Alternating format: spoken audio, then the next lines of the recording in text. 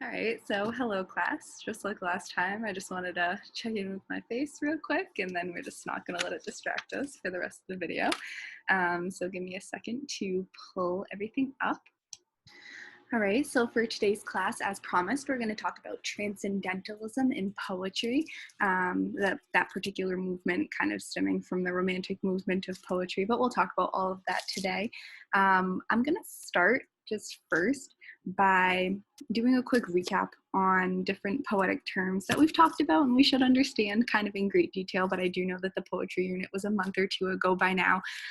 So to make sure that we're all on the same page and we're all, starting from the same point, we'll just go through very basic poetic terms that we've talked about and that we've been tested on, but just as a review. So the first terms that pretty much everyone knew kind of going into this class, right? Stanza and rhyme scheme. So what are stanzas? They're sort of the unit that is used in poetry. We talked about it being like the paragraph of poetry. It's a set of lines and particular line breaks that make up what a poem is. So for example, we have a line, line, line. If they skip a space and then they keep going with the lines, this is considered one stanza and this is considered the next, right? And we know this. Rhyme scheme is just the pattern of rhyme in a poem. So we have this counted in A, B, C form, right? We did this, we talked about this, just another brief review because this is what we're going to be doing tomorrow. So we do stanzas, rhyme scheme. Let's talk about some figurative language in poems. We talked a lot about similes. We talked a lot about metaphors. People know what these are. Similes are comparisons using like or as, versus metaphors are comparisons, yes, but not using like or as. And so, for example, we have, he is as strong as a bull, right? So is he a bull? Perhaps he's not truly as strong as a bull, but we're comparing the two things to talk about how strong he is, right? And then metaphor, comparisons not using like or as. She is a shooting star, right? She's not actually a star, but we're using that to compare similar qualities, right? Maybe she's rare, unique, one of a kind. Similes, metaphors. We talked briefly about hyperboles, which are extreme exaggerations. We're going to see some examples of this tomorrow. We talked about personification in great detail. And again, this is going to be huge tomorrow. Imagery, we barely have to talk about because I know that we've gone into this in great detail. Personification, giving human traits to non-human things. All right, so we've talked about personification. We talked about different examples of personification, like saying, the flowers danced in the breeze. They're not truly doing that, but it's giving that human trait to something non-human, right? And imagery, just very descriptive language, appealing to the senses. We know this. Appealing to the senses, and we've talked about this. Let's see, any other big terms? And again, this is useful today, but it's also most useful tomorrow. I just wanted to get all of these notes and new stuff and review out of the way all at the same time.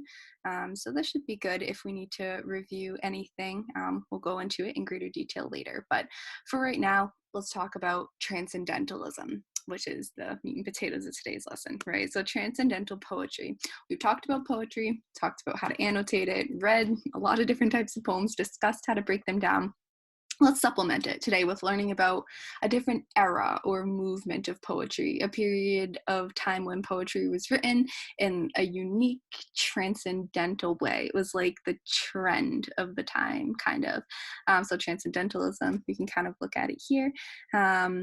Think of it as being the perfect type of poetry for right now, right? This time of year, the weather's starting to get nicer, spring's here, and it focuses on nature is what transcendental poetry does. It comes from the Romantic period of poetry. This was a time of inspiration, philosophy, so thinking, deeper thinking in poetry that was focused on more of the individual, so the person writing the poem.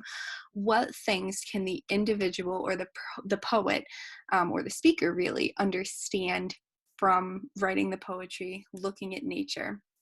So let's define transcendentalism, right, to start talking about what it actually is.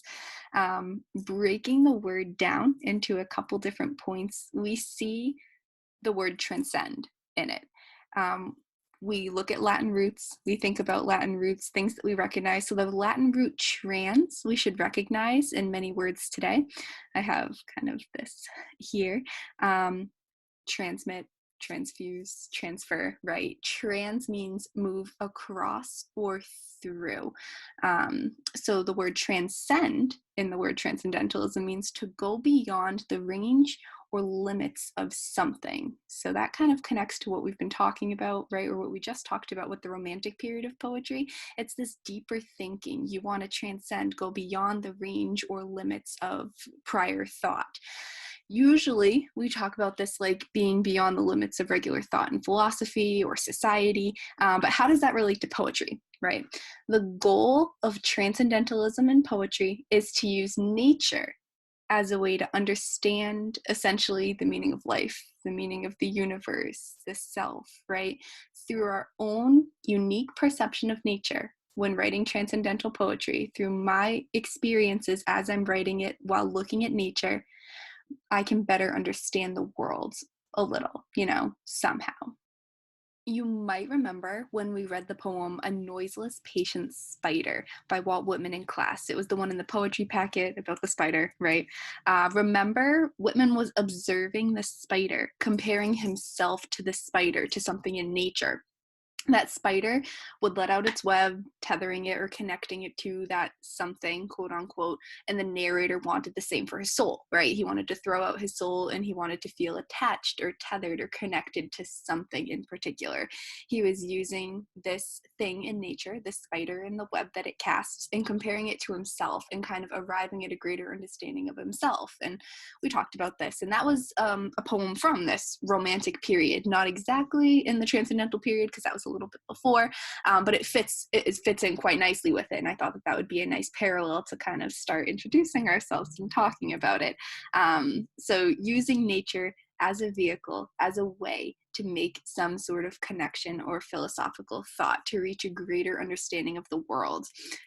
This is all really confusing. I know it's a lot, and it's a new idea. I will be sending you all notes on this in greater detail, and tomorrow we'll be breaking down some transcendental poems together as a class, annotating it, so we kind of can understand where I'm coming from, what I'm doing. But for right now, it's just important to know about nature, connecting to nature, and that the Transcendental era was important in kind of arriving at greater understandings about yourself and the world through nature.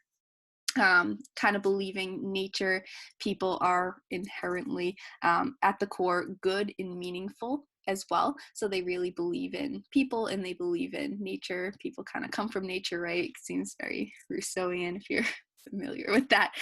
Only when we are free from those corrupting influences of society, right, can we be truly free, self-reliant, good. And nature is inherently self-reliant, good, free from society, right? So we want to be that. We want to be pure like that.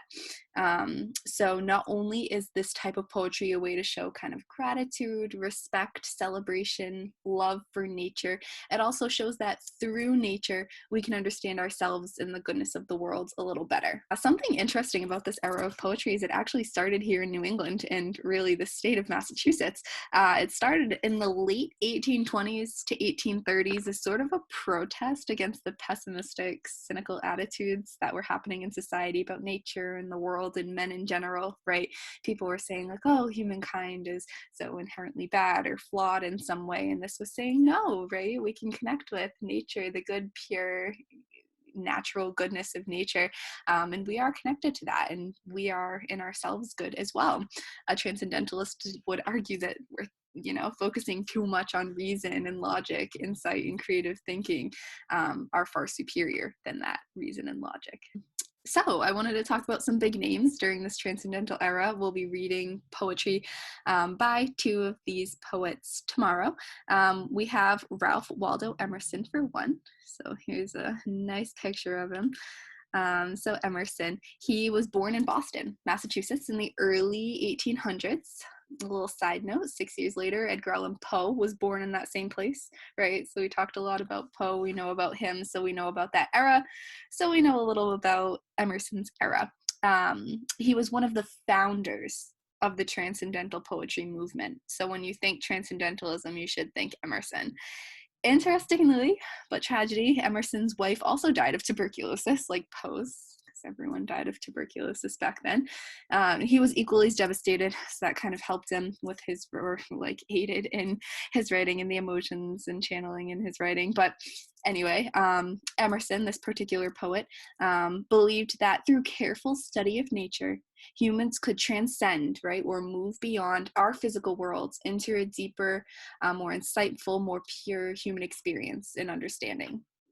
Henry David Thoreau is another big name in Massachusetts. He was born in Concord, which is where Emerson, who we just learned about, died, actually. So Emerson, born in Boston, died in Concord. Henry David Thoreau was born in Concord in 1817, so that was after Emerson was born. But those two were friends. They knew each other, right? It was no coincidence. They were both in Concord.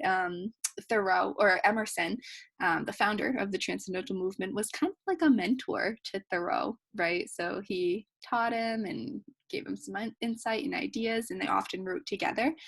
If you've ever heard of Walden Ponds in Concord, Mass, it's only less than an hour away from Bay Path, according to Google Maps. So it's possible that some of you might have heard or been there.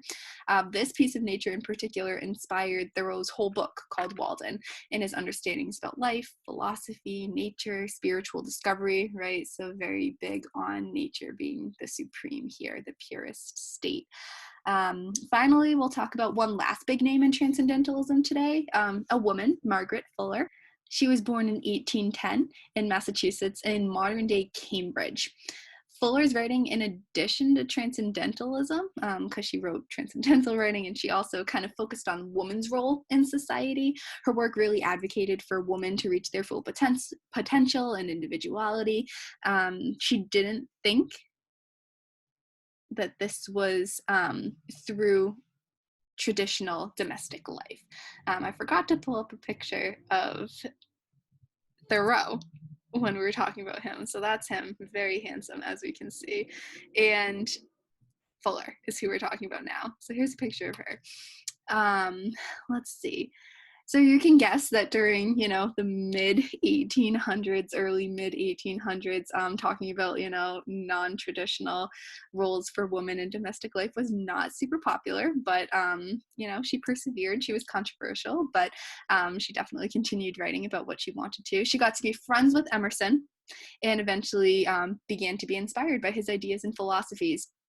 Interesting, tragic bit of history about her is that she secretly married, so she eloped to marry an Italian revolutionist when she visited Europe. He was part of the Italian Revolution, and ultimately the two ended up dying in a shipwreck off the coast of New York. So interesting little bits of history about three transcendental writers here.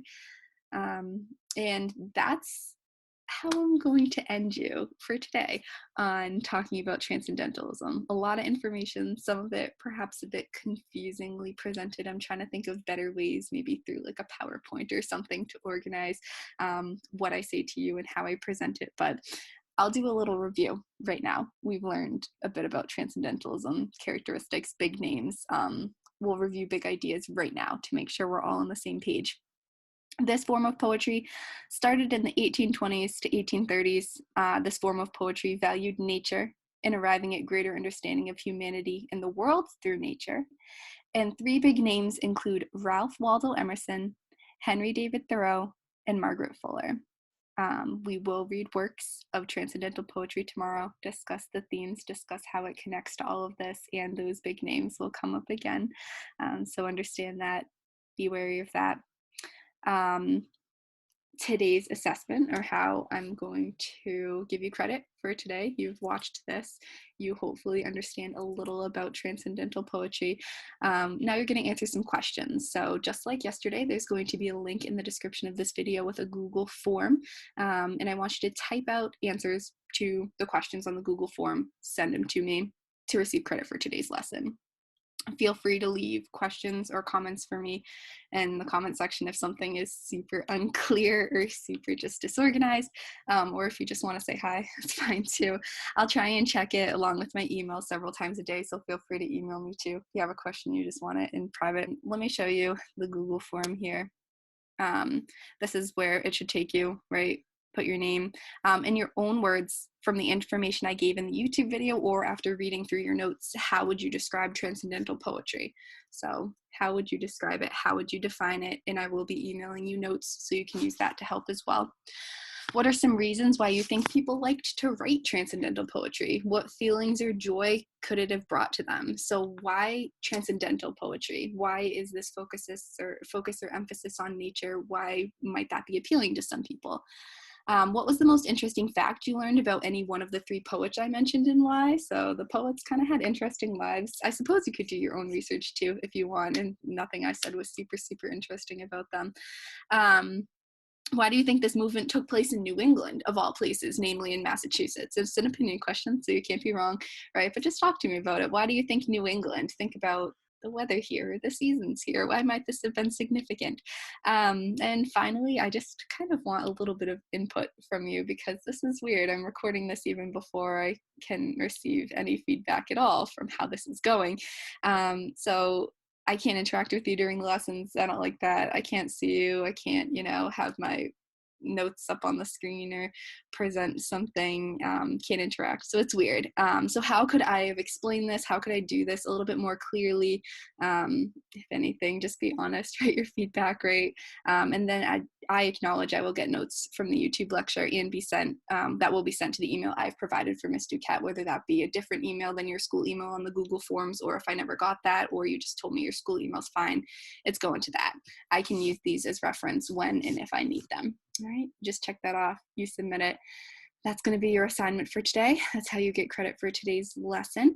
Again, questions, comments, concerns, let me know. I'll see you or I'll talk to you tomorrow for class.